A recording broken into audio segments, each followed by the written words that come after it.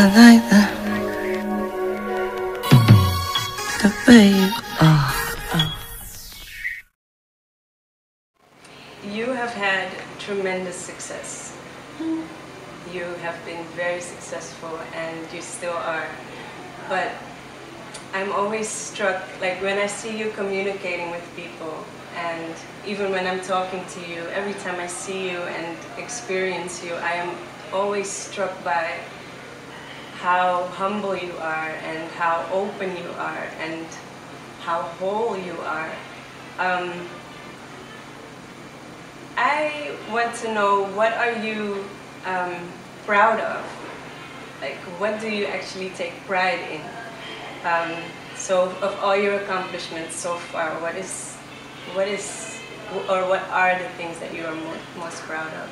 I think that's a really nice question.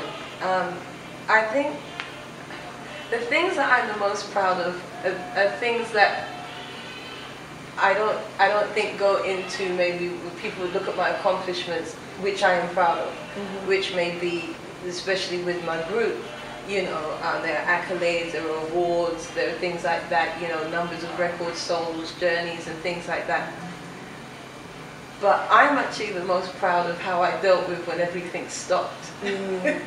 That's actually where I feel chuffed about the entire experience, because I was always someone who wanted to be tested, and I'm happy that when I was tested, I didn't just, you know, breeze through everything, but I don't think I lost my way completely. So I'm proud of myself with that, but I'm proud of my family and my support system, and how they kept me aligned enough that I could handle my couple of years of prayer and meditation to align myself. And I'm proud of not confusing what wasn't normal with what is normal, and then becoming afraid of normal. You know, still loving normal and loving adding elements to that. I think those are the things I'm most proud of. Me, I'm piecing these lifetimes together like piece by piece, and I found my way home. We go through periods like that. It's hard to see the lesson, but if you look back now, what would you say are the lessons that you took from it? Oh, loads of lessons. Aside from submitting. Loads of lessons in hindsight. That the same essence and energy that blesses you is the same essence and energy that tests you, and that everything's to be received with the same awareness of that. I find sometimes when we're getting so-called blessed, we're very up energy on that. Yes, I've done something right.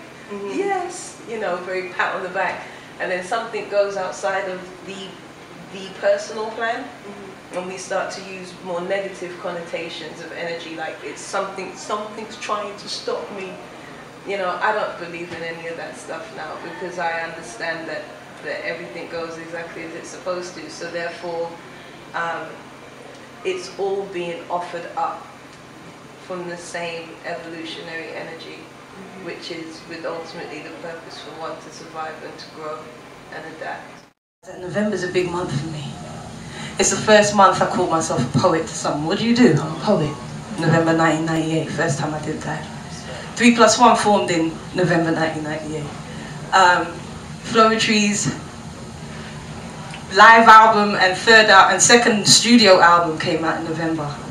My first and second solo albums came out in November. Flow's getting launched in November. Guy Fawkes, I don't know if it's I don't know if it's connected. It might just be a collective consciousness thing, but that's the point. So I'm going to keep it short, okay? We're going to go in together. Now, there's no theme, there's no edit, there's nothing that you can't say, but deal with what you say. you know? And this space is a vortex. The thing about vortex is an opening of energy. We've gathered, so it's an opening of energy. We're going to be looking at poets today, but every single person who is here in this room is special. Your vibration is within the vortex, and we can feel you all the way from the back to the front. You feel me? Flow has been going on for a while now. And to me, I must say, like, I haven't seen many events in the city yet, but to me, it's one of the most successful ones from the start. Is it everything you wanted it to be? Because you say you like the way of, or you accept that things are supposed to go the way they should go, but I'm sure that when you started this, you had some expectations. So are those met, or? Well, I like to create with intention rather than expectation, you know. And it's the intention of how Flow, the idea, presented itself to me, and the stages of how it developed. And we started by speaking about reaching back to the 7-year-old self. And I mentioned my 19-year-old self, which was the first time that I called myself a poet and started to perform performance poetry. And there were spaces, there were vortexes aligned that I was able to enter into and manifest myself. And so many others were able to do. And I knew that as a means of giving thanks onto everything that has blessed me to this point, I needed to do what was done for me to even start on my journey. So that was how the thought of Flow, the spoken word vortex, came. And the need for just a platform of just continual, you know, unbroken consciousness, just is in its pure form. So I didn't actually have an expectation in the sense of numbers and things, although I knew it had to be in the right space. You know, finding Juno and the downstairs environment of Juno is just so perfectly what I'd kind of been seeing in my mind. I didn't want it to be glitzy, I didn't want it to be shiny, I didn't want it to be networky, you know, and chatter. I didn't want none of that. I wanted there to be some grime to it. I wanted it to be dark. I wanted it to be something that people had to lean in. But also, I wanted for the poets to also have to connect into the vibration too. And so the space was perfect. Now, the amount of people who came, what I did feel was a very, you know, build it and they shall come type of energy. I really wanted to see who's here now. You know, the spoken word circuit is constant, ever evolving. There's always someone new thinking that they're the first person to ever do poetry ever. And there's always someone older who thinks that they're the only person who can do poetry correctly. And it's always good to bring never the twain shall meet, you know? So I would say it's superseded my expectations, and it's aligned with my intentions.